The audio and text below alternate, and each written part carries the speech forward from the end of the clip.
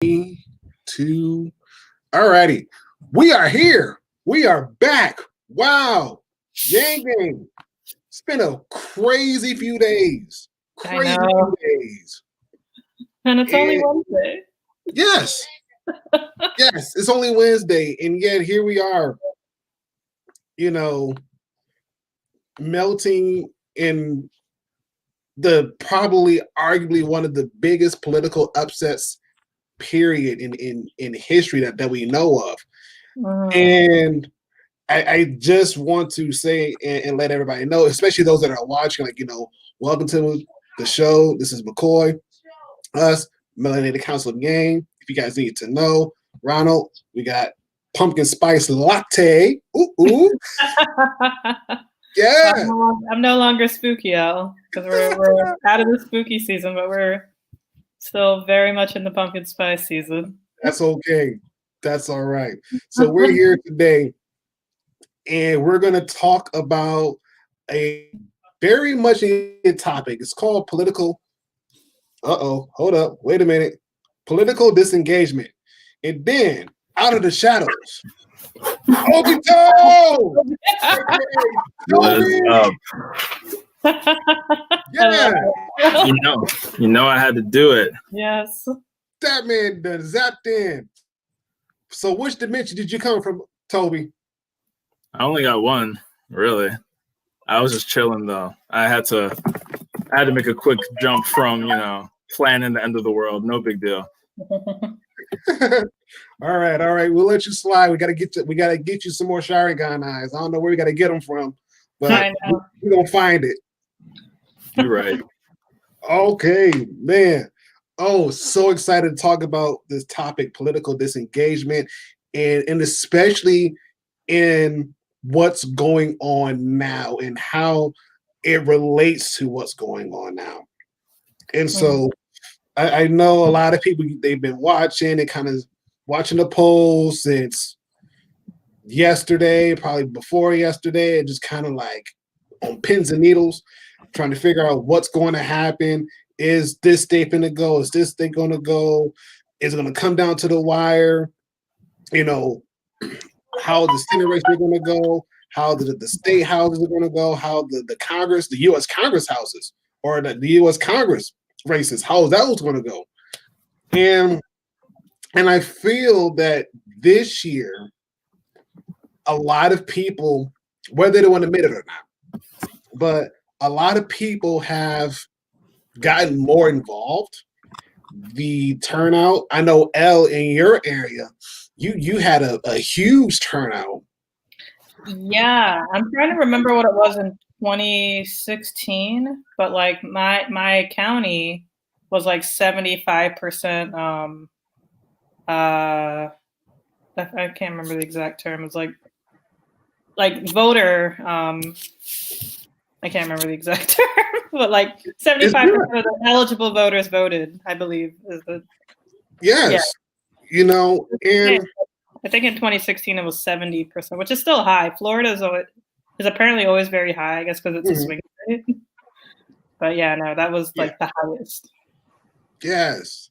And so, and again, it just goes to show that when people actually have had enough of something, that they're going to go and they're going to do something about it, whether it's voting, whether it's actually running, whether it's, spreading the word, whatever the case may be, that engagement from the previous, we'll call it the previous election cycle, especially on the presidential level, it's out there. But for those folks who didn't vote for whatever reason, or who were kind of like on the fence for whatever reason, we're going to discuss about that tonight, and hopefully kind of, I don't want to necessarily say push you in the right direction, but get you to kind of think about, the next 2 years, the next 4 years, heck, the next 10 years of what is going to happen, what's the makeup going to happen with the current politics in the United States and with anything running in general. And so for those that are watching, we do this as a roundtable discussion. I'll post something in the chat. You guys answer. If you guys want to post something in the chat, you want to ask us, more free to do so. We just want to have this dialogue, this discussion, and open it up. So that way, next 2 years, so in 2022, you'll be more prepared, more equipped to figure out what you're going to do. Okay, fair enough. You're all right. Fair enough. So let's start. Let's start here. Elle, we're gonna pretty much be using you as a little experiment, we should say. Okay. don't get it twisted. And the reason why is because Florida it's unique in its own way, and that's a nice way of calling it weird. That's euphemistic. Yeah. It is. It's special. We can call it special too, but it has its own uniqueness, and I know that we've kind of talked about how a lot of the campaigns they kind of target like certain groups and whatnot.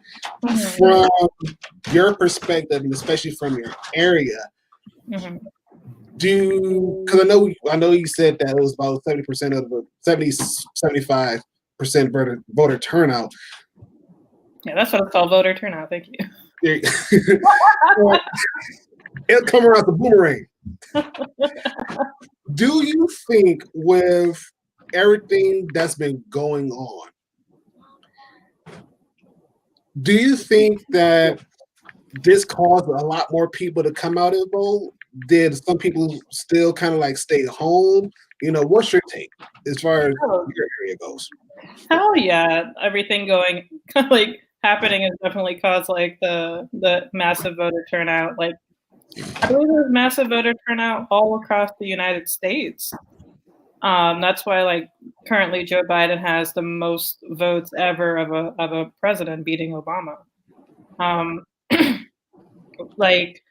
Florida, because it's such a key swing state, and we know that if Republicans need Florida to win, those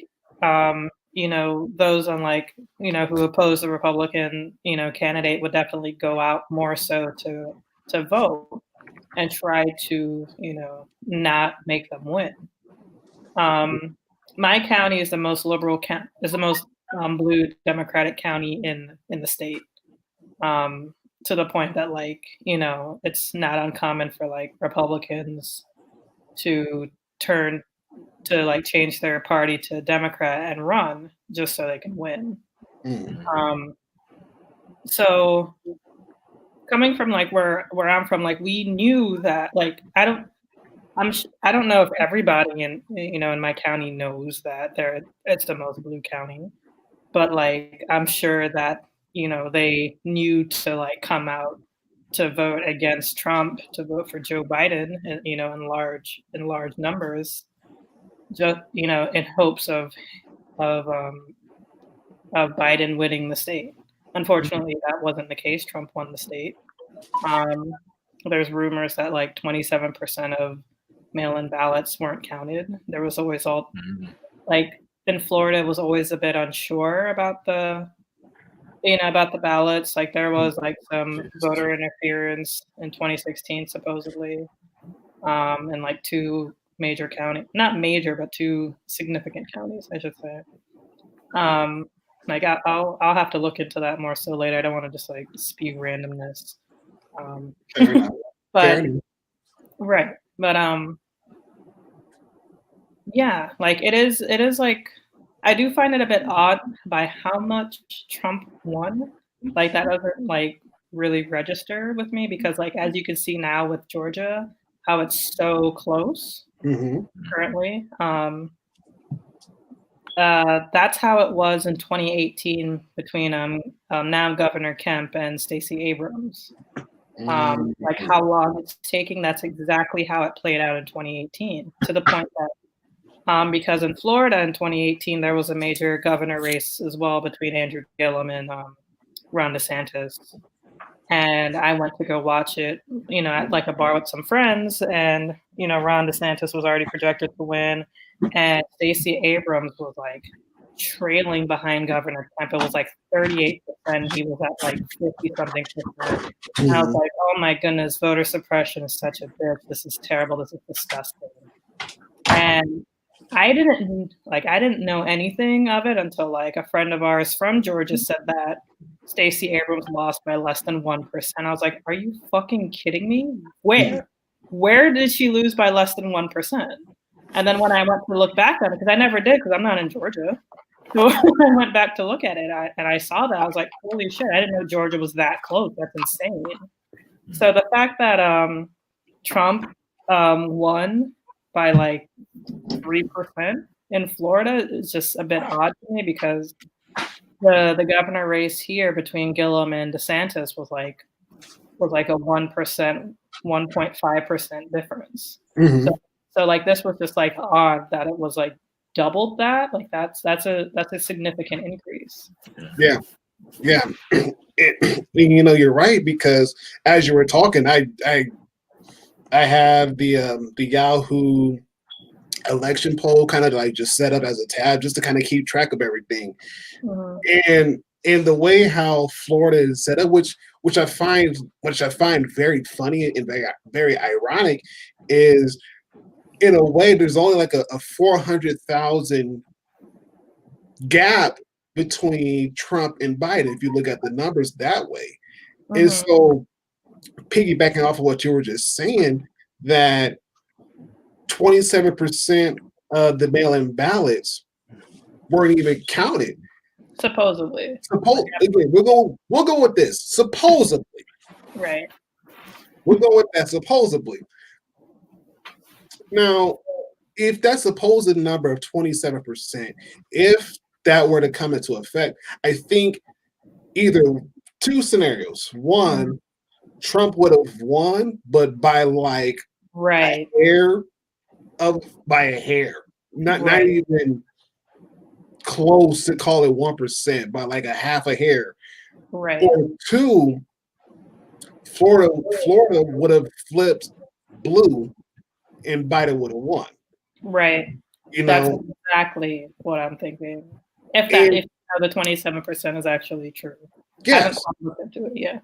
Yes, and in another, and I've been watching the North Carolina race, the Georgia race. In both of those two states, it's clearly it's neck and neck. Mm-hmm. It's not even like obvious the gap. It's only mattered by like, well, to put it in numbers terms, 100,000 votes. If you think about it in those terms, the difference between Trump winning or Biden winning is by 100,000 votes, and that's the difference maker. Yeah. And again, I look at Texas, which ironically, I'm surprised it didn't flip blue, but then again, I kind of understand. Right. But Texas is the same way, where Trump, he won it by not much. Much. Like comparing like their population, because Texas is, I want to say, the second biggest state populace-wise. I think California is first. I think it's California, then Texas. Yeah. And then Florida. And then Florida, right? Florida is the third most populous state. So like, whereas like we're like 1,000 votes in North Carolina is a lot. It's still a small number, but it's still a lot. Like 1,000, like 100,000. What am I saying? 100,000. Like 100,000 in Florida is kind of like a drop in the bucket, considering like my county has 2 million people. Mm-hmm. Miami-Dade, I want to say, has like 2.4, 2.8 million. And I think Palm Beach County has 1.7 million, or close to. So like, that's like a couple of like neighboring cities to make up 100,000. Like that's nothing. Yeah. Yes. Agreed. Yeah. And it's funny you brought up Miami-Dade, because I was reading an article yesterday, and the guy said that the key for Trump to win Florida. Right. Was based upon the voter turnout in Miami-Dade. And depending on how that turnout played, that was going to be the deciding factor of who won Florida. And again, you just put the numbers right there in place. So for anybody that wants to kind of think about it, do the math, yes, think harder. It's clear as day. Like, had people actually hit that area, not necessarily hit that area, but kind of put it in perspective of how close that race was. Right. I think a lot of people would kind of think different. Like, okay, if we know it was this close, then we got to do that much harder or go that much harder for those votes, so that way we don't have this yucky mess that we're in now. And I know I got something else I want to ask you. Okay. I also want to get Toby's thing, or I don't know what to call it, thoughts on it, because Toby, you live where? Massachusetts? Yep. Okay. Now, Massachusetts, it's fairly blue, correct? Yeah, it's pretty reliably blue. Okay.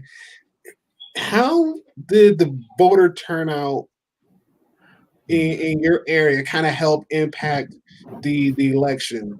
Pretty much the same question that I gave Al. Like, how did the voter turnout there, help to impact the community, impact the election, things of that sorts? Yeah, I don't know the exact numbers. I'm pretty sure we had like the highest turnout, similar to like what we've seen in other places. The highest turnout, basically ever for Massachusetts election. So I'm gonna actually check. Exceeded previous record, yeah. So,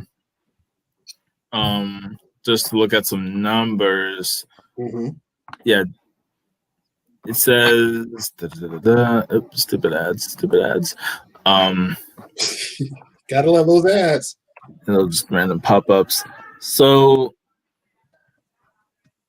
yeah, I guess look at the previous record was 3.3 million voters, which was set in 2016. So 2016 is interesting because like Obama, I know I saw that thing about Biden was now the candidate who has the most turnout.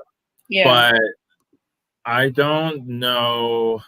Like, it's interesting that 2016, though, I actually looked at these numbers at either shortly before the pandemic or maybe when they started. I was curious when it came to the national elections, and like, because I actually thought that the 2016 election had like some of the lowest turnout since people just didn't like either side.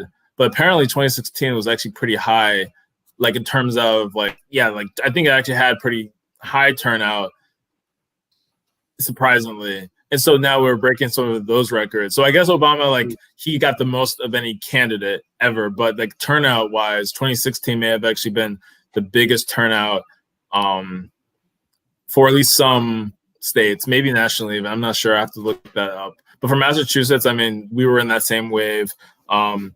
More than 2.3 million people, which is almost half of all registered voters, cast the ballots early. Okay.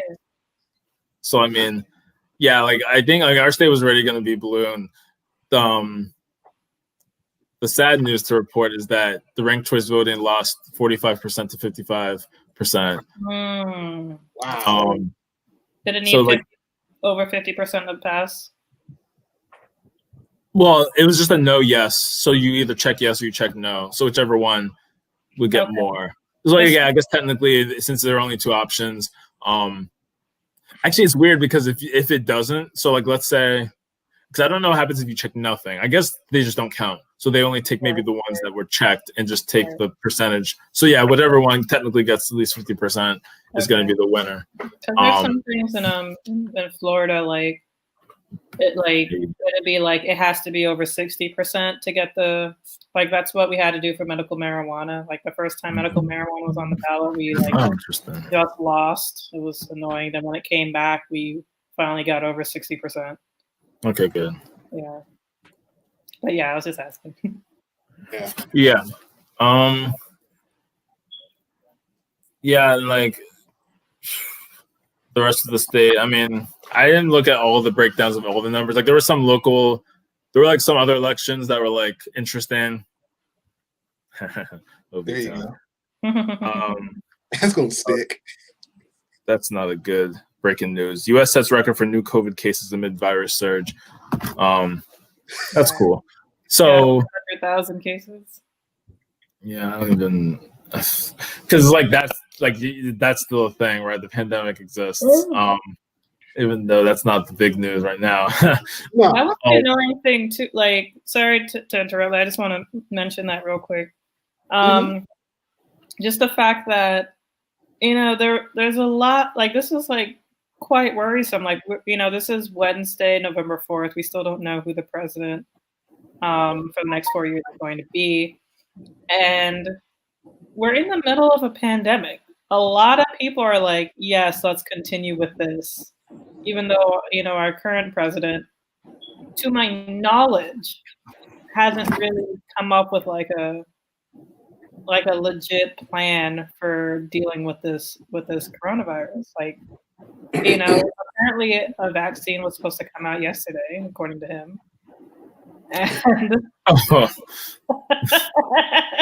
like, well, he was saying like, oh, there's going to be a vaccine before election day around. Right. Yeah.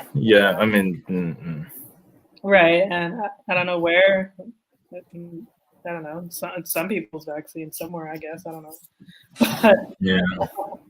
But like, yeah, like this is still a thing. And, like people are just like, yeah, 4 more years of this. This is great. I'm sorry. Oh, you're good. You're good. Because again, you bring a very valid point. Very valid point. Yeah. And I think that's why that this also caused a lot of voter turnout, and that's why Arizona flipped to blue because they got hit bad with COVID. Yeah. They got hit very bad. And Texas too. Texas as well. Florida as well, but our governor's crazy. Yeah, Florida's. Go on. What were you saying, Georgia? No, I was saying that Florida's like with how hard they were hit, where they were the epicenter of the whole world at one point, and like DeSantis was taking heat, but I guess it didn't really matter because he got blasted, but it didn't seem like he really did anything. Like I don't think he really did anything to help reduce cases or to I don't think he scaled anything back, right? He just kind of went about his business and just. Like it just seems like that somehow the state was impervious. They like what the analysis, what people were saying was old people, the seniors were gonna. And I mean, Trump was. I mean, I didn't see the final numbers. I'm sure. I mean, obviously they're still gonna probably be counted, but like the breakdown of seniors, it was supposed to be that Biden was actually winning versus Clinton, who was losing because seniors are vulnerable to this, and so they were like, what, Biden takes us more seriously, but then. Trump actually was winning way more. Like the lead that Hillary had over Trump with like Latinos was like 20-something%. And then with over Biden, it was like maybe 5%. Really?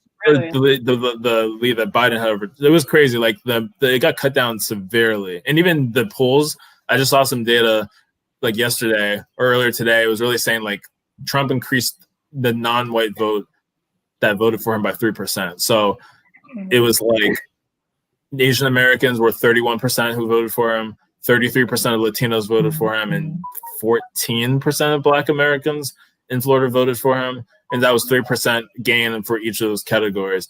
And I know Trump did like a really aggressive turnout, like outreach program, should I say. Like that was the whole thing of how a lot of Democrats, Florida Democrats, Latino Democrats were just like, bro, what are you doing? Like they were like, Biden, where's your game here? Like with the Latino community, it needs your help. And I mean, I don't know how much could have been done. Like I know like some of the Bernie people were like offering their like the outreach that they did that basically blew out the Nevada primary win. That they were like maybe offering some of that, like that outreach, not just running ads in like Spanish, but actual like community outreach. I mean, it has to be built for years. Like Bernie did that since like 2016. Yeah, so it was a good 3 years, good 4 years, but like, so that was a big thing that I saw with Florida, and that's actually like the analysis I was seeing weeks before the election, where like Trump is only even in the game because he made up ground with those categories. Now, looking at the actual results. I'll have to see if that was completely true. Did Biden actually win with seniors? Mm-hmm. And did Trump only win because he gained like 3% in like non-weight categories, which would be wild. I mean, I already said that there was going to be an increase there. Yeah, I didn't know it was going to be for all minorities. I knew it was going to be Latinos for sure. I'm not surprised. I'm not surprised with all minorities. I definitely knew it was going to go up in Black. Latinos is not surprising. Asian is not surprising. So I wasn't really surprised. Like, I wish I like made a bet with this too, with about like how much is he gonna get the Black vote? Because it was like I was like right on the money. I was like, it's gonna be like, yeah, I like 4%. Yeah, like about like I was like thinking like 2 to 4. Like, yeah, like I thought like as I think Black women in total, not just in Florida, but I think in total was like he got like 10% of the Black women vote. I was thinking it was going to be like it was going to be like 11. I thought we were going to be under 90. But don't quote me. I don't know my numbers quite well, and of course the the votes are still coming in. That's interesting. Wow. But, yeah, like because the thing is that there's always going to be outliers. There's like between 2016 and 2020 now, and especially with the coronavirus, there's just been a shit ton of misinformation, and everybody's privy to misinformation. Like it's not surprising. So it's not surprising that people are out here going crazy. For a lack of a better phrase, like a lot of people lost their jobs. A lot of people got stressed and strapped because they were strapped for money. It makes perfect sense. A lot of people are just confused because our president wasn't giving any real leadership and like real clear-cut information. It was just very vague. He was just saying like, oh, the CDC says wearing a mask is voluntary. Voluntary. You don't have to do it. Like, that's not what you're supposed to say. Like, yeah, voluntary. You can't really just like, force a mask on people's faces.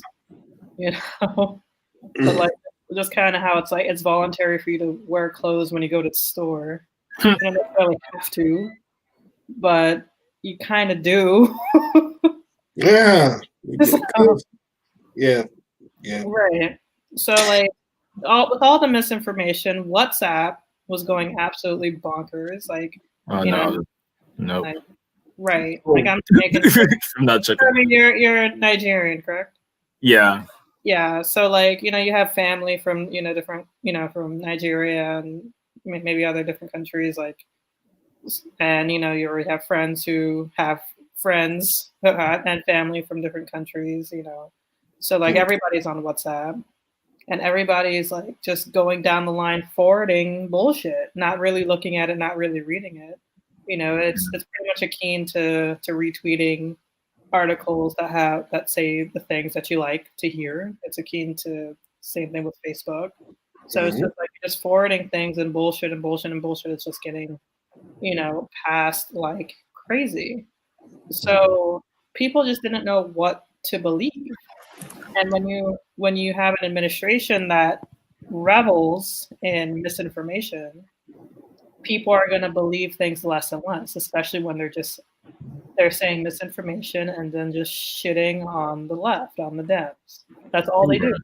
That's it. So yeah, of course you're gonna, like they're gonna sow a lot of division between that. You know what, El? I'm glad you brought that up because that was actually going to be the next question I was going to ask because of the fact of the Latino population down there, the way how Trump was able to get their votes was by misinformation. And I was going to ask you, like, with that misinformation, how did it play out with the turnout, and especially with the Latino votes? You already answered that, but the more important thing is, could that have backfired and caused people who typically would vote not to vote? Do you think with that same misinformation, and because a lot of people they don't really do their research like they're supposed to, could that have prevented people from being politically engaged? Absolutely, 100%. It goes to like the whole both sides are equally as bad myth. You know, like I just like you know, like one of my friends at work, she and I were having a conversation, and like she mentioned something that I realized, and I made this a tweet because like this was the first time I voted for a white man for president. I have never voted for a white man for president. Interesting. However, you know, like just being more engaged on the left, we've like, especially on like social media and stuff, and just hearing what everybody says all the time, everywhere. You're saying like all we hear is like how shitty the Dems are, how completely corrupt the Republicans are, and like that's just here back and forth all the time. You don't know what Republicans are trying to push in terms of policy. Like, you know, Trump's healthcare plan, we may never hear it because we may have a new president, you know? So, like, I don't know in what 2 weeks he was going to tell us, but we still don't know. We don't really know a lot of his policies. And it, like, I remember hearing, and like, this is the sad part when I say I remember hearing, because I never even like really did the research myself. It was just from like a trusted source, and my trusted source was somebody that I trust. They said like 17% of people actually look at the candidate's page to see their policies. Like that is an abysmal number. 17. Like, yeah. What is that, like 1/8? Like that's a little bit more than 1/8. Yeah, it's like but, yeah, like, that's like 1/6. That's like less than yeah, because I was gonna say it's less than a fifth, so it's like not good. It's between a fifth and a sixth. So like,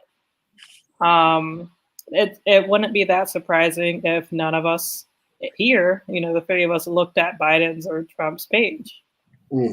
Fortunately for y'all, to save y'all's asses, I actually looked at Biden's page. So thank you. Okay, Al. Okay. Okay, Al. We'll let you have this one. Yeah, so you're welcome. But to be quite honest, I never looked at Trump's page. I just saw like a screenshot that he didn't have policies. That screenshot could have been easily photoshopped.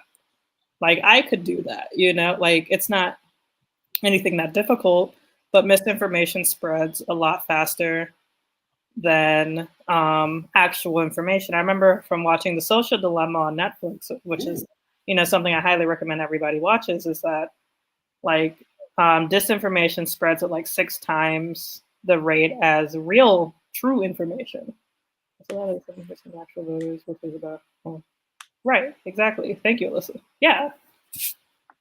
You know, so like the 17% of the 40% is like an even smaller amount of people who are actually like, oh, I actually want to know about these candidates. You know, most people are just getting their information, especially because of the pandemic.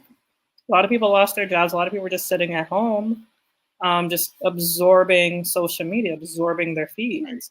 Like I was just thinking, like, you know, I see these like social media platforms, like even the fact that they call them feeds, you know, like it's brain food that they're just feeding into like their subconscious, their conscious.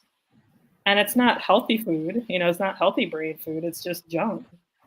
And, you know, they're just being told all these things. And we all like to think that we, you know, aren't like swayed, that we aren't like, you know, convinced, or I can't think of like we're not moved in a particular direction from this information. We all like to think that we're so mentally individualistic and like, oh, you know, I didn't believe that, blah, blah, blah. Then you end up believing something else that's false because there's just so much information getting thrown at you. You don't even know what to believe, and you don't even have time to do the research of everything. And you don't even know what and where to research. Like, especially like more so like the right, not to like throw them under the bus. It's just, it's true that they tend to get more misinformation. And the fact that they believe that news is fake news, that's highly problematic. So it's like, where are they getting their news? Right. So it's like, if they hear something and then they say like, oh, do your research, and then the research that they do comes up with results that they don't like, they'll just say that that's fake news. Right. Dismiss. Right. So it's like, where do you do your research? You just go on YouTube and you listen to people. You just go on like Twitter, Facebook groups, more and more echo chambers to kind of just make you think in a certain thing. You read like memes from massive forwarded WhatsApp posts. Yeah. Right. So it's like, what is it that you believe? So to answer your original question, Ronald, I absolutely do believe that the misinformation has definitely made people like a lot less politically engaged. Like we were hoping that it would be more, and it was. Like we're still getting record voter turnout. Absolutely, that's not surprising. However, just with everything going on with George Floyd, with the protests, with the coronavirus, with the disinformation, with Russia involvement and racism caused by what the president has said, you would think that it would probably be more, and we always hope for more. However, there's always going to be those people who are like, it's the same, they're both exactly the same. It's like X equals X the same. Man, it's yeah. like, what to do? I hear you. And it's funny because I read an article that was published in Florida in regards to what you just mentioned.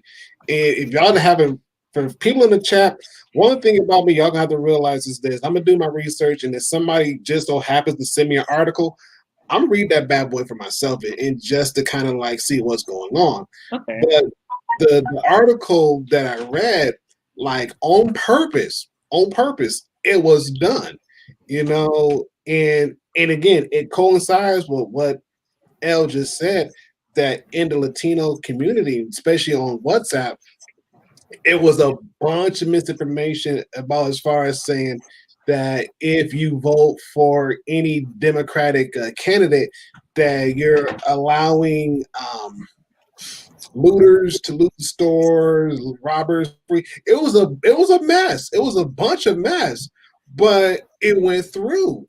And there was a lady who was on a talk show who very blatantly gave out massive misinformation to her listeners. And when she got called out about it, she really didn't give a straightforward answer why she did it. She just went around the roundabout way. And even still then, the damage is already done, because exactly. You have a group of people who already have it instilled in their mind of, if I vote for anybody that's a Democrat, no matter if they got a policy page or not, doesn't matter if I know them or not, because of the fact that I know that they're a Democrat, that they're going to allow all this atrocity that happened in my community, I'm not going to vote for them. I'm going to vote for somebody who clearly has no agenda, no platform, no nothing, but supposedly they're going to keep me safe. Okay, we'll see what happens when your butt gets on that ship going back to where you came from. Just saying. Saying. I did want to definitely touch on what you said, Ronald, about like the damage has already been done. Mm-hmm. And that's been the most aggravating thing about this election, where it's like all this disinformation was just being thrown at you. And it's not like, because like the thing is that, like everything that we say, like it's in real time, it's live. And like, granted, I don't know how many viewers we're having right now, but like, let's say we're having like 1 million, or like at least like 700,000. That's a lot of people. So if I were to say something like totally like egregious, or just, just something totally false, like my pig flew today, Both of those things are incorrect. I do not have a pig, and if I did, I doubt it would fly. But if I were to say that, and then like the next week episode, I'm like, hey guys, last week I said that my pig flew, and that wasn't the case. I don't have a pig, and I apologize. Or if I put it on Twitter, the damage is already done because people will probably listening to us, like just in their headsets working, and they're like, oh my goodness, Elle's pig flew, and then they're going to go and tell a whole bunch of people that, and that's going to be shared forever, and then like not everyone's going to hear my apology about that lie. Yeah. And however, like these lies that like like podcast hosts say, or like politicians, or like politicians' kids, or like on Twitter or whatever, like those lies can be very detrimental and dangerous. Yeah. So like when they say that, and then it's like, they take it back, it does, like, the damage has already been done. However, we do have a president who never takes anything he says back. I don't think he's ever apologized or corrected himself for anything he has said. Or he would just pretend like, either pretend like he didn't say that, or he would just keep moving forward as if he can never be wrong. And that's really bad. Yes. So it's like the damage has been done, and the damage is never accounted for. Yes. Like a double whammy. Yes. Agreed. And it's funny because it's like a lot of times when I watch the interviews that Trump has with various news outlets, it's always as if whenever his judgment or anything that he does gets challenged, he passes the buck to somebody else, or he puts blame on somebody else when clearly they weren't even involved. Like, again, a lot of us, we can remember when the coronavirus started, when the coronavirus actually started up here in the United States, he blamed the Obama administration. As far as saying, well, he didn't give me a game, he didn't give me this, he didn't give me that. Like, it's Obama's fault that this is happening. Like, dude, no. It's under your watch, it's underneath your administration. He gave you a blueprint for you to use. You didn't use it because you think it wasn't going to happen. But now that it's happening, you still haven't laid out a good game plan of how to combat it. You really don't care about the health and well-being of not only of your supporters, but those living in the United States.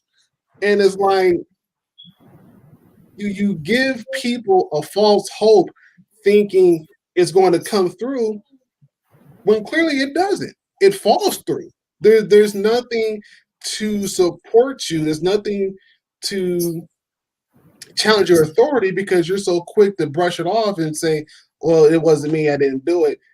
But yeah, it is you. You are doing it. And I hope that for those that are listening, that are watching, again, we're not bashing him. What we're really doing is this. We're wanting to put this man accountable, hold him accountable, hold his administration accountable, because we're ordinary individuals. Some of us, we have a 9-to-5. Some of us, we lost our jobs due to the coronavirus, and so we feel the ripple effects. We understand that if anybody in our household gets, hey, what's up, Roberto? If anybody in our household messes around and catches the coronavirus, that's a source of income gone. That's a person down. But not only that, it could affect the whole family. So now you got 2 incomes gone. You got the kids staying at home. They're out of school for 2 weeks. I mean, what more can you really do? So, and again, we don't want to put them down, but we just want to hold them accountable. And for the most part, most of the people who downplayed this coronavirus, we want to hold those people accountable as well. And I feel though that as things move along, we're going to see a totally different vibe that probably should have been done long before than now. That's my opinion. That's my piece. And hopefully we can move forward as a country and get things together, rightfully so, and make progress. You know. And so, with that being said, that actually leads into another question that I have.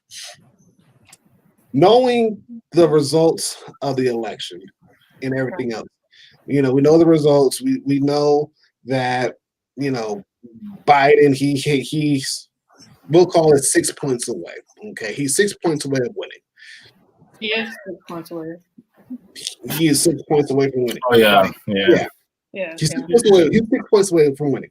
Okay, knowing the information that we know now, how can we help the community who is still kind of like, I don't want to get involved because my voice doesn't matter? How can we engage them in a way where they get more involved, where they decide to go ahead and do the research, like you were saying, and be able to kind of see, what information is coming out that is useful versus the information that's going to be harmful, and to be able to get things on the ballot, like in Toby's case, ranked choice voting, but rather than it just get on the ballot, but vote on it that it passes. Like, what can we do now to make sure we engage those communities at large? We definitely have to meet them where they are. I know that in a previous episode that always like stuck with me was when one of the Yang Gang candidates, Heidi Briones, I believe it was in Seattle. Is it Seattle or somewhere in Portland? One of those. Portland. Yeah, Portland. Yeah. Okay. Like one of the things she said that always stuck with me was you got to meet people where they are. So I think like I'd say like the best way to just like get like a lot of people to do it is like definitely via online. I think the best way is like graphics, like like a very good image. Like let's say they're trying to get like ranked choice voting onto the ballot. Like definitely probably share like a quick YouTube video. Like Hassan Minaj has one from his show The Patriot Act. He has something about ranked choice voting there. You could probably like share that on Facebook. Or like share like a really interesting like infographic or something on Facebook, on Twitter, just to catch people's eyes. So that's what people like. You'd be surprised by like the amount of people who actually like read your stuff. Like especially like via Facebook, we feel like we see like the same 50 or so people posting, but you don't know who comes up on their feed. You don't know if you come up on their feeds. Like you don't know you just know who comes up on your feed. So you don't know who's coming up, and like sometimes you may say something that will just suddenly pop up on somebody else's feed, and you don't know. And you don't know, like you only know if like they like it or comment it. So like it's always good to post things. Quick, cute, shareable things is definitely possible. Like there's something that's just totally bipartisan, something that's totally like or like something that's like likable or really cool. Like for example, in Florida, like to get a $15 minimum wage was on the ballot. Nobody really knew that. I didn't know that until yesterday. It passed. Most people voted yes, so that's exciting. I know, like I gotta look back because I remember there was something that like most people voted yes or no on something, and then like it didn't pass because it didn't get to like 60%. But I don't know if it was that. But I think the $15 an hour thing. So what Florida's gonna hopefully do, because we have a governor that doesn't care if we pass amendments. Is like it's going to be $10 an hour in 2021, and then the next year will be 11. Then the following year, 12 until up to I think 2026, it'll be 15, which I think is good. You know, it's definitely a slow roll. But like, fortunately, I looked up what was on my ballot, and I saw that. I was like, oh, that's cool. I didn't know until just then, but there was a lot of people who didn't know until like they went to go vote and they read the ballot, which can be very confusing because ballot language is something that's kind of unknown to mankind. These essays, Yeah, paragraphs. and it's Just like, are we in SAT right now? I Like, know. God dang. Exactly. Like reading like a freaking like complicated math problem. but yeah. So we have to meet people where they are. Like you got to figure out what the people care about. Definitely bipartisan. Like, you know, legalizing marijuana is something that seems to be more and more bipartisan. Oh yeah. We got to like make it like easy nugget information. Like just say like vote yes on number 4. It's the amendment. It's the marijuana amendment one. You know. Yes, yeah. So like people don't have to really read it because people don't want to read. They just want to go and do the thing. Yeah. So like definitely just make it like simple nugget information. I think like YouTube videos is helpful. I guess also Instagram, TikTok is a really big thing, especially for like the young Gen Z people. Right. Twitch as well. You know, there's an audience on Twitch. They're like, but I'd say the most like we have to utilize the most shareable things, which is TikTok. Oh my goodness. Yeah, you see it on Twitter, you see it on Instagram, to the point that Instagram had to create reels, but you still see like TikToks on Instagram. Yeah, it's freaking Instagram. Yeah. So like, right. So you have to create like little nuggets of information that's easily shareable. That speaks the truth. There you go. Nice touch. Nice touch, L. It speaks truth. Yes. Toby, we haven't heard from you in a while. Go for it. Yeah, I chipped in here and there. So I know the conversation, we were talking about a bunch of things. Is there a specific question I should? I mean, I have thoughts in general about this whole like kind of tying the political disengagement in the future, in particular, of like, so just kind of go. Yeah. Hold on. Yeah. Just to kind of give you like a little kick along, more so about what we know now as far as the current results go. How can we engage those people who were still politically disengaged to be more engaged for the next cycle? Yeah. Yeah, definitely TikTok is interesting. And TikTok is like a nice shareable one because of the way that those, I don't use the app a lot at all. I really actually don't even have it on this phone. But I do have an account. And like, I know that when I see TikToks, it's like you have these banners and it's pretty, I mean, sometimes it might be a little too quick, but if it's timed well and there's not too much text, it's not too bad that you can share bite-sized information in like a nice flashy way. I mean, you don't just have to be the TikTok candidate, but that is a way that you can kind of get things to spread. I know there was one candidate in LA. I forgot how I came across her a few weeks ago.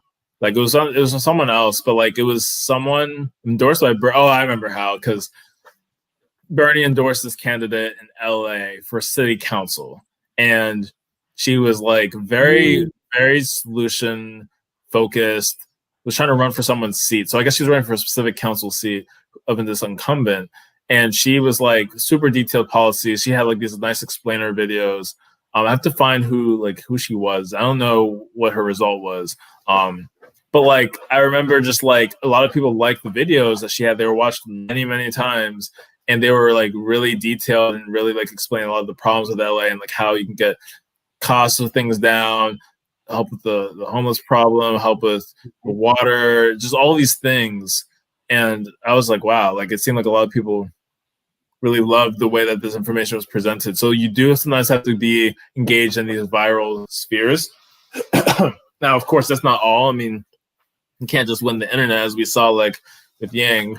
I mean, presidential politics are also something are often different, but still, like, you have to kind of branch into, I guess, you have to. So, I mean, let's say, like, okay, Yang went everywhere, of course, as a candidate. You go to all these different places, you go to the town halls and the small gatherings. So, we even might have to show up to whatever local Democrat or whatever area you're in, show up and be like, we might have to, like, I don't know, influence things. I mean, I'm not like trying to be like a delegate or something, but like if you're there and you kind of are starting to like be normalized in the conversation, then you kind of get more credibility than just like, oh, you're just internet meme, whatever. But like if you were there and you really, like, I think in Florida, Democracy Dollars was like part of the Florida Democrats platform. I remember there was a whole thing. I remember that apparently Democracy Dollars was added to the platform sometime last year. And people were like, oh my gosh, Democracy Dollars, like we were able to get it on the Florida Democrats platform. So like, I mean, I don't know how much attention that really got. I remember that being posted in the Reddit. I remember seeing it on Twitter maybe somewhere within Yang Gang. Like I didn't see it like from the Florida, I don't think a Florida page, but like I remember hearing about that. Yeah, I know, right? It was like not, it was cool, but it wasn't something I heard much about after that. What it did kind of show was that at least the idea was popular enough. I mean, Seattle has some kind of voucher that's similar where they give money to people, to candidates to contribute. So I guess the idea was popular enough that they're like, yeah, we're going to include this as like the party platform. But who actually looks at the party platform? Like, no one really. Like, if 17% is the candidate's page, God knows who actually looks at an actual party platform. Like, I do not think I've ever in my life gone to the DNC's page. That's just not a thing. So I'm trying to think of what other ways that you can reach people where they are, besides like kind of going to the mainstream by being more involved with like the actual local, I mean, in our case, Democrats, but like political organizations. I know there's this People's Party movement that happened. I mean, that was more like big on the I guess the intellectual dark web, sort of the third party people. So I think Marianne Williamson may have spoke, like Cornell West, I think spoke, like a lot of these people who are sort of like either Bernie or like progressive people spoke at like the People's Convention, which basically happened around the same time as the DNC and the RNC conventions. So maybe even like trying to be more involved with some of those independent media type voices. Though I mean that has mixed results because a lot of people have a lot of different ideas, and I'm not sure how much traction you'd get by engaging people. Plus, those people are already sort of very involved. If they're paying attention to independent media like that, they're probably very engaged. They just hate everything, hate all the mainstream things. So a lot of these, I guess, are finding people that are already engaged. But if you want to just increase engagement completely, because we're not just trying to get people to get our ideas, we want to get people in general who haven't been engaged.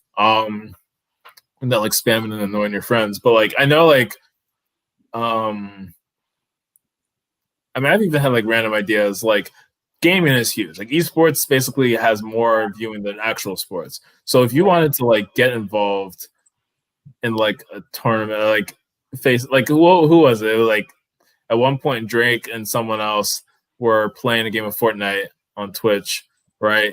Against Ninja or with Ninja, and it was like, oh, Drake actually is playing and he's doing well and it went viral and all this stuff. So like if you did something like that, like if you could like reach out to people, I mean Travis Scott had a freaking virtual concert, right? And he has like a McDonald's deal. You can brand yourself or like get yourself, I mean it doesn't have to be necessarily a formal partnership, but you can use these sort of platforms and your name will be known. Drake and Ninja. Yeah, there was some third person. I don't remember who the other was, but it was so cool. Oh yeah, AOC was doing an Among Us thing recently. So like you get into what's popular. I mean, sure you're following the trend, but like it's effective. Right. It's fun, exactly. right? You sure you're kind of a normal person. Like if you do it like in a way that's like authentic and it's like, hey, I'm gonna meet you where you are, then that's cool. Like you're not trying to be like, you know, how do you do fellow kids? But if you really are doing it in an authentic way. So I mean, yeah, you have video games, you have like streaming, you could do like tournaments, charity. You could do, like, I know Jen Perlman, her thing, she was apparently all her events were service events, all her campaign events. So she was doing things in the local community.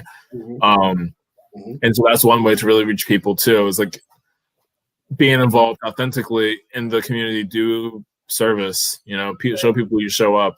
I guess you have to know your market, which I guess is another like meet people where they are, because like Jen Perlman's district, granted, it's definitely blue. It was older people.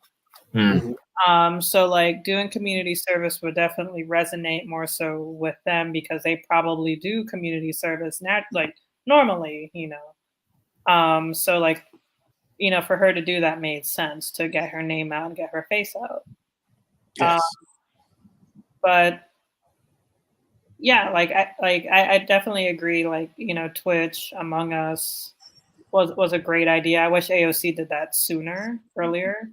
She probably tried to, but there was probably like just some BS, like, oh no, we can't do this now because whatevs. And then they're probably just getting desperate. It's like, all right, go do it. I don't know. I'm not AOC. I don't know her. But yeah, let me see what Ender. Worried about someone like Pete next go around, or just ruining them for the message.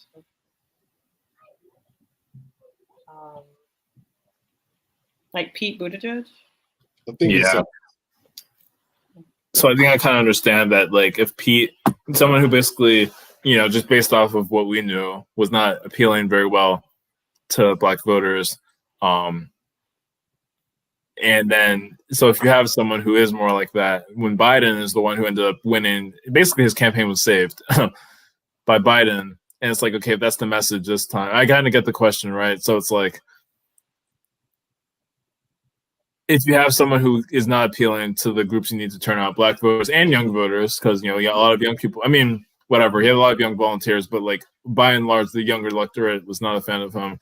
So if you have someone like that, will that affect, maybe like, will that even disenfranchise?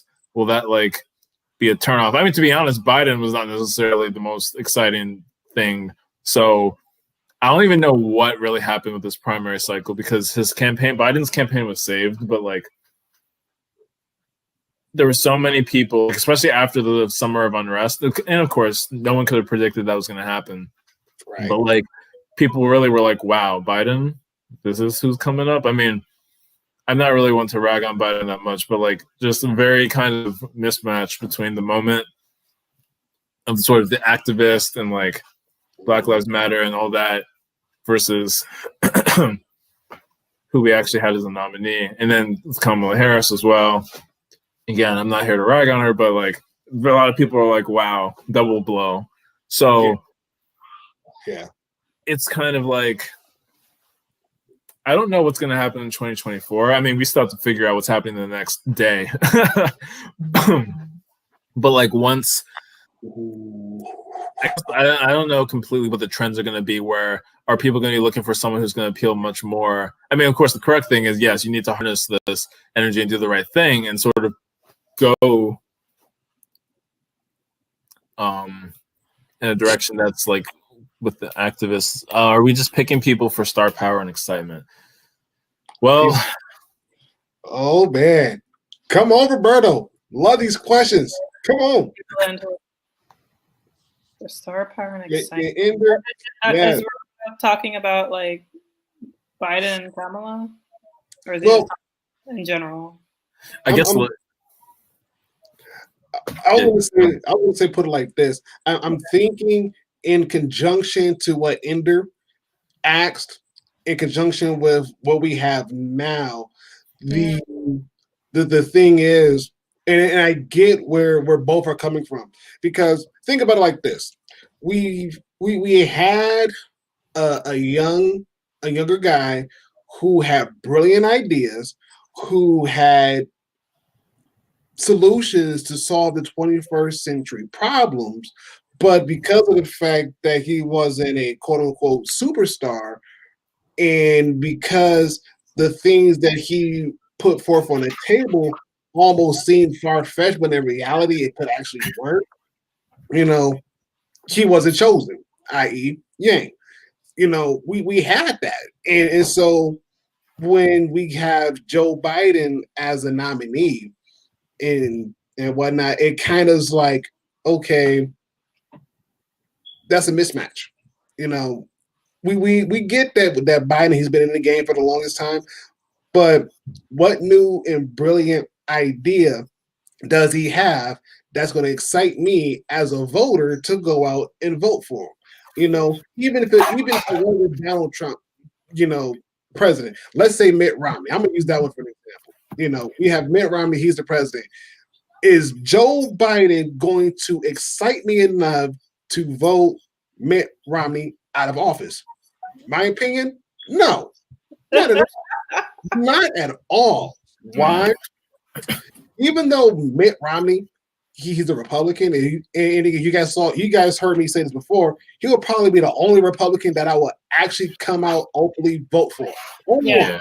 Only one. Yeah. But Mitt Romney, he gets that people are different and that people have different needs.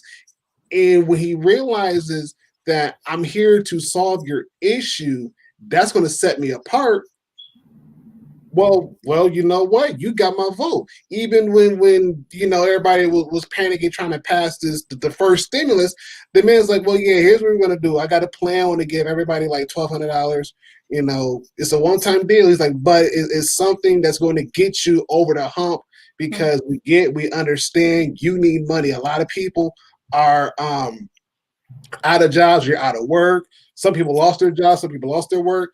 And you need something to keep you afloat until something else happens. And so I'm like, Mitt, perfect. That's probably better than what we've heard. And at least coming from a Republican standpoint, a very conservative standpoint, as far as saying, here goes $1,200, use it however you see fit until we get everything under wraps. I can run with that. I can live with that. And so again, you put that with Joe, no, not at all. Not at all. No.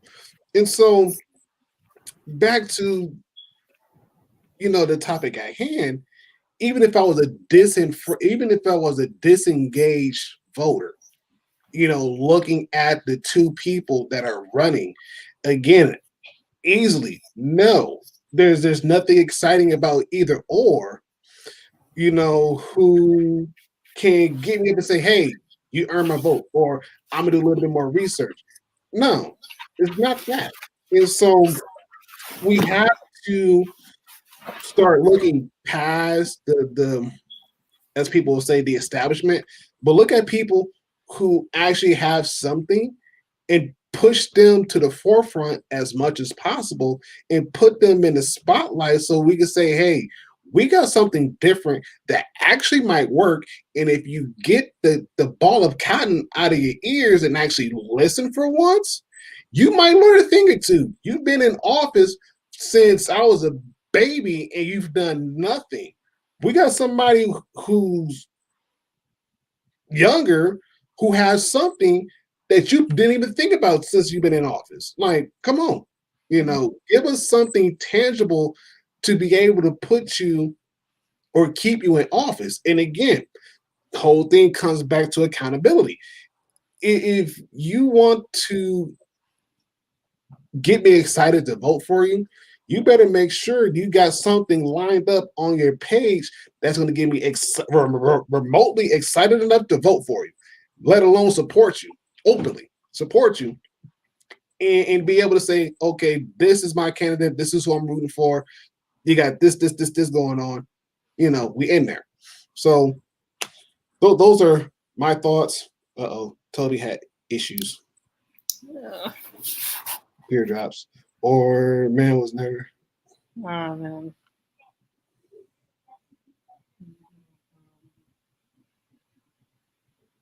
Yeah. Tough pill to swallow, but I mean, yeah.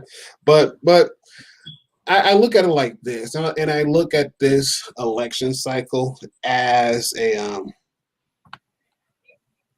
Sorry, my thing My computer died, but it's okay. I'm back. Okay. Are you gang now? Gang. Oh, I wasn't even trying to do gang, but that's funny. I just was like, let me add something to again. Look, you good. At this point, you have truth. Let's see. True. That is so true. And again, Ender Roberto, you guys are both. You guys are both correct. Right. Yeah. Because again, knowing what we know and knowing that come 2022, 2024, in order for us not to have this big of a screw up, whatnot, that first and foremost, we got to give people the right information. That's first and foremost. And then two is starting now up until 2022, 2024, start generating that name. So when people hear about you, like, oh, I know who you are. You're doing da da da da da. Or yeah, I remember somebody asked me about this, that, and the third. So now it's like the conversation's already getting started. So when it's time for the election cycle that comes around, people already know, boom, I'm voting for this person because of ranked choice voting, democracy dollars, UBI, prison reform, ending the school to prison pipeline, term limits, things of that nature that can help push people in the right direction.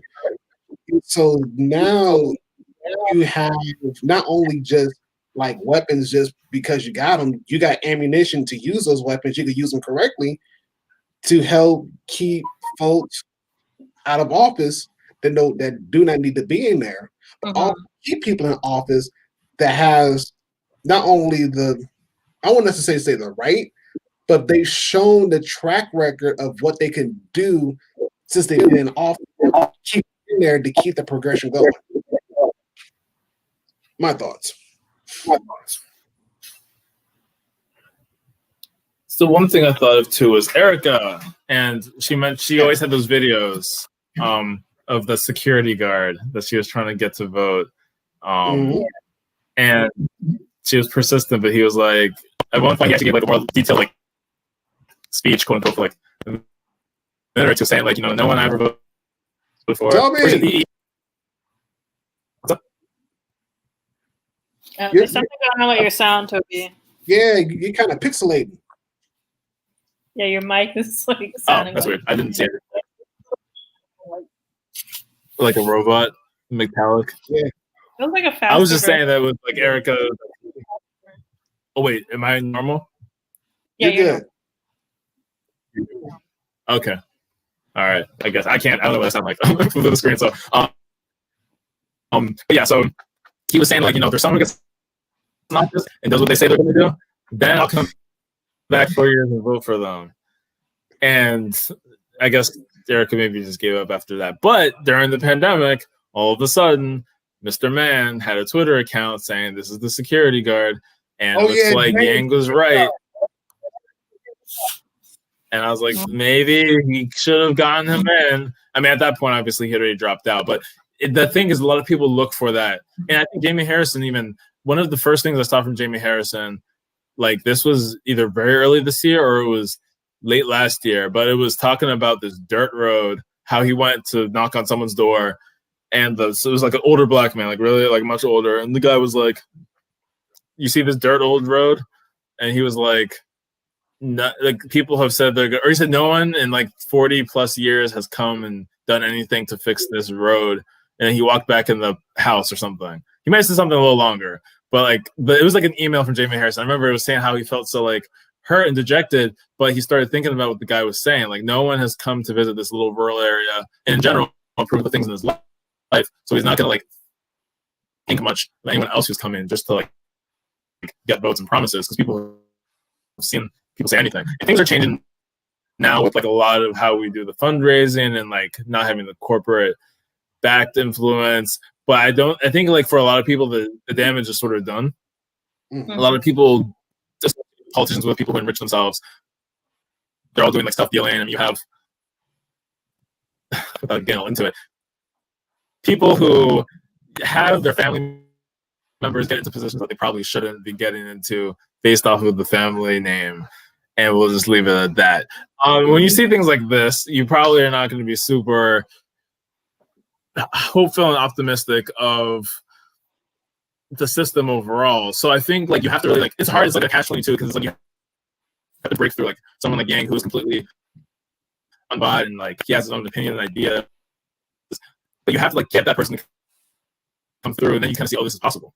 But like trying to convince people to come along with you, it's like it's hard because people sort of have their opinion about what politics are, what politicians are, and then there's always the people who essentially are going to say like, you know, they're the people who are more fans of establishment, and they're like, politicians are good. Oh, really strange. Okay. Cool. But I mean, yeah, I'm just kind of going off really about like what is it that turns people off. Some people just don't care that much, and they're just not that political. At least the people who